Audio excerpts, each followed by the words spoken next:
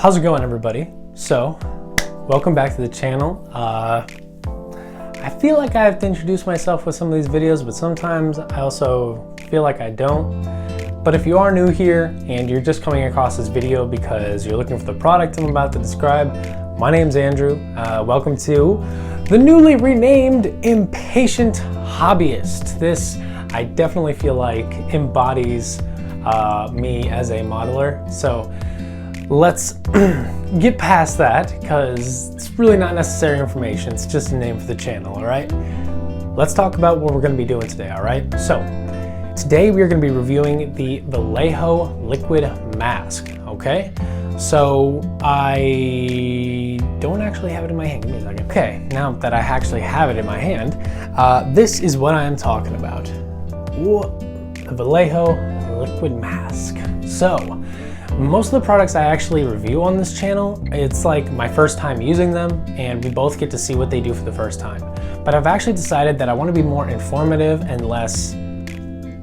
It is informative, but I mean, if it screws up, I don't know why it screws up, and I may not even be using it right. I was actually looking back on the all-clad candy enamel video, and people were telling me like, oh, you sprayed it too hard, you sprayed it too light, stuff like that. And I'm like, damn, I really wish I had known that. So this is not the case for this product, okay? I've been using this for about 2 weeks now, and I have examples, I have tests, I have all the necessary materials to actually show you how to use this with a decent amount of effectiveness, okay? So if you have watched my previous reviews, this is gonna be a different change of pace, trust me on that, okay? But like I said, today, the liquid mask is the star of this show. Now, I suck with masking tape. Now, if you're gonna say like, hey, have you tried this brand or that brand or this size? I get the point, don't get me wrong. I mean, I get the concept of the masking tape, the cutting, the slicing, whatnot, negative versus additive, stuff like that. But I use Tamiya's masking tape, pretty thin actually. I think it's 10 millimeter, really? It's actually the thicker one. I use the 10 millimeter Tamiya masking tape normally, just so I can cover a lot of surface, get a lot of bang for my buck. But as of recently, I've just been having so many problems with it. Angular stuff, yeah, it's easy. But I'm working on Zakus, on Camphors, Gira Zulus, and honestly, getting around some of these rounded edges and stuff, really starting to piss me the fuck off.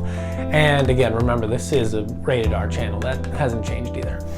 So, I was going across in my local hobby store. Shout out to Ron's Hobbies in Mundelein. Great people, fantastic. They actually have been supplying me with a lot of my all-clad products. Not sponsored, just letting you know. They have it, all right? If you're here in Mundelein in Illinois. But came across this bad boy and I had asked a few questions and tried it out for myself, and I honestly don't want to use masking tape anymore. Even for angular stuff, getting good at it and getting good with paintbrush techniques seems like a more worthwhile endeavor than what has been going on, which is, cutting the tape on the piece or off the piece and having jagged edges, paint transfer, paint ripping off, cutting into your piece, a whole host of problems really. And to be honest with you, again, I don't got the time for that shit. So, liquid mask came in clutch, all right? Now, enough, the liquid mask, let's actually get into it, okay? Alrighty, so we are at actually a new workbench of sorts, and we'll talk more about that later. But, so, we are going to now show off how to use the liquid mask in addition to the various effects that it has. And by effects, I generally mean like what it looks like when it's drying, which is right here. This is what it looks like when it's drying. This is what it looks like when it is dry.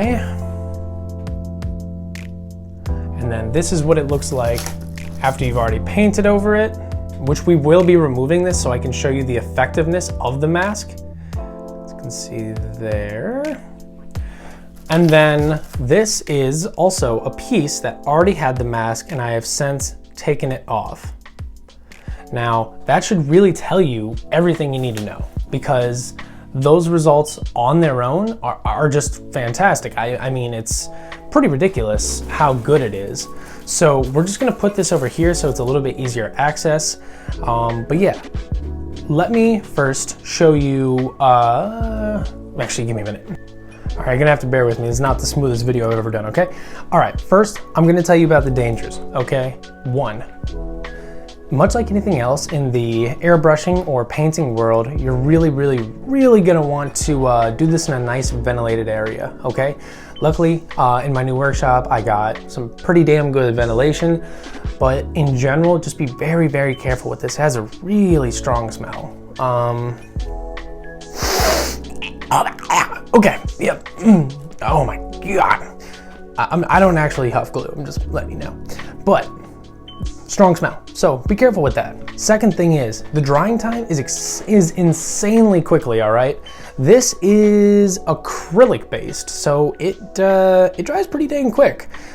Surprisingly durable considering you can paint over it with enamels, lacquers, and it doesn't melt. But that was a pro, more negative.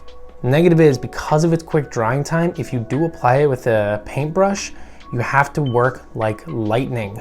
If you're gonna be doing real precision stuff, I imagine that you should get those precision brush applicators from like Amazon and roll with those, because I'm actually on my 3rd paintbrush already. Now these are cheapos, so like, you know, do whatever you want, but just know that you're gonna be going through brushes quickly if you're doing prolonged masking times, okay?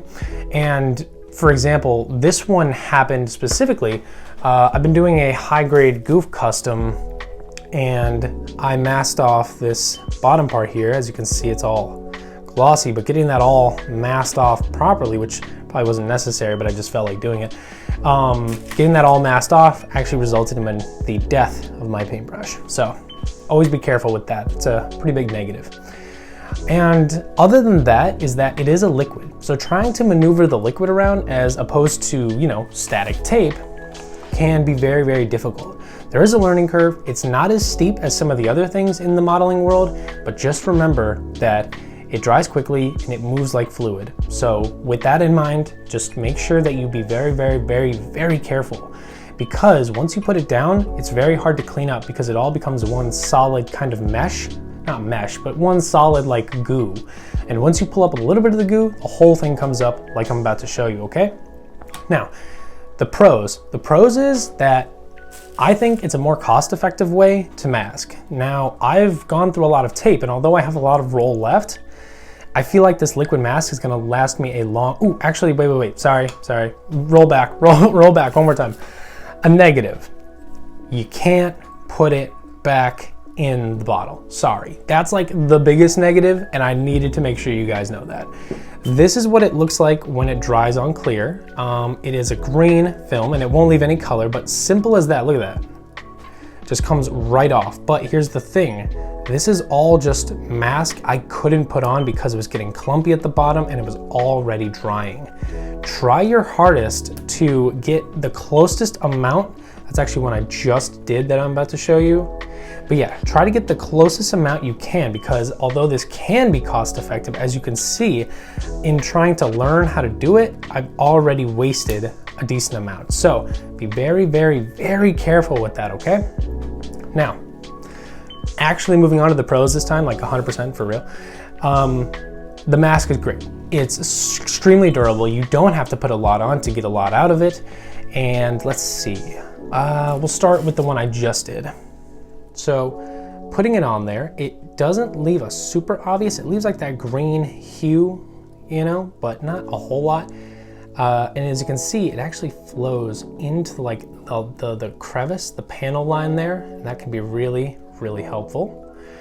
But the pro is that it's a strong mask that lasts a long time, has no paint rip, unlike sometimes if you don't detack your tape, it can rip your paint straight off if you haven't top coated it. It's a pretty big drawback, I'd say, as opposed to, again, an acrylic mask that doesn't affect any other type of paint.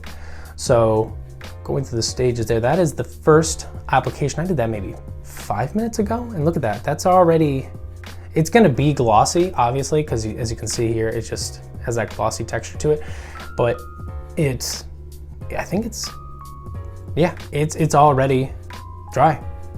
That's crazy. And then again, like 5 minutes. So now I can already get to painting. Now I like to let it dry a little bit more just to be safe, but I could already get to painting.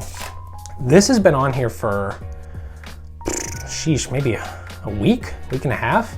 And I guarantee you if I pulled it up right now, it wouldn't do anything. But this is what it looks like when it is in fact fully dry. So you can see it's not a lot of differences there. It's pretty much getting there. I think it gets glossier as it dries, which is nice because when you're applying paint and stuff, you can see very clearly when you cover your mask. So even if you're applying more black on black, you're not gonna like be like, oh, I don't know if I painted that or not, all right? But yeah, see that, look at that, almost no pressure and it just peels right up. Luckily, I'm going to be taping some extra tape over here just to, you know, fill out the mask. I don't really want to do all liquid for this. It's not necessary. But here is what it looks like once it's dried, and I've also done tape. We are gonna take this off and hopefully it looks as good as this. And look at that segue, I'm a master, aren't I?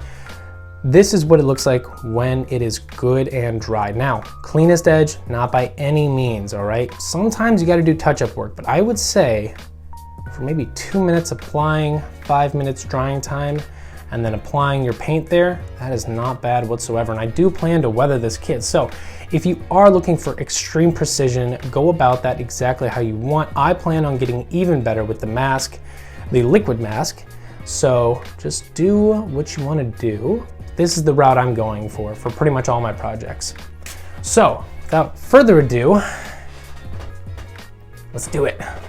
So for this one, I did a liquid mask around the spike itself, and then I just filled it out with tape going around. So again, I didn't have to waste a whole bunch of mask.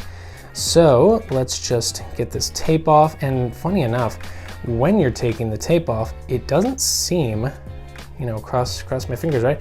It doesn't seem to rip up the liquid mask. It adheres extremely nicely.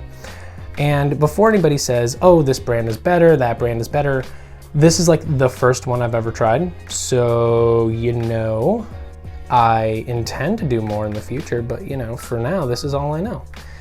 And I actually do want recommendations because this stuff is good, but I feel like there's gotta be better ones. Not saying this is bad, just, you know, there's gotta be better ones, right?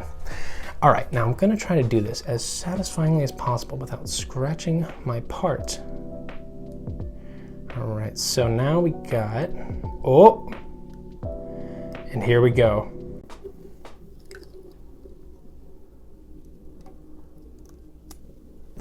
And will you look at that? A little bit of panel line there, and that'll clean up nicely. But it's as simple as that. That mask has been on there for at least 24 hours. And now I have a nice painted spike. Now, this one, again, didn't turn out as clean. That happened with my other painted pink spike. But I'm gonna be honest with you guys, I'm not gonna split hairs over it. I'm really, really not. I think that this is a fantastic product and you should try it out for yourself, especially if you're a beginner. I think if you're just trying to get into masking tape can be a little bit of a daunting challenge. So go try it out for yourself, guys, and see what kind of results you get. I personally am going to keep using this for a very long time. And when I'm finished with this Gouf project, you'll be able to see the full scale of how this stuff changes and revolutionizes your workflow and your products. I'm not sponsored, I just really, really love this stuff, all right? So just remember, toxic smell, dries quickly, sometimes has excess. Pros, little effort, big payout, and not to mention, it does not damage your parts in the slightest as opposed to sometimes masking tape, all right? Now, do with that information what you will, but I fully recommend this product to you guys, and let me know how it goes for you or your experiences. All right, until then, love you guys, have fun builders, and I will catch you in the next video.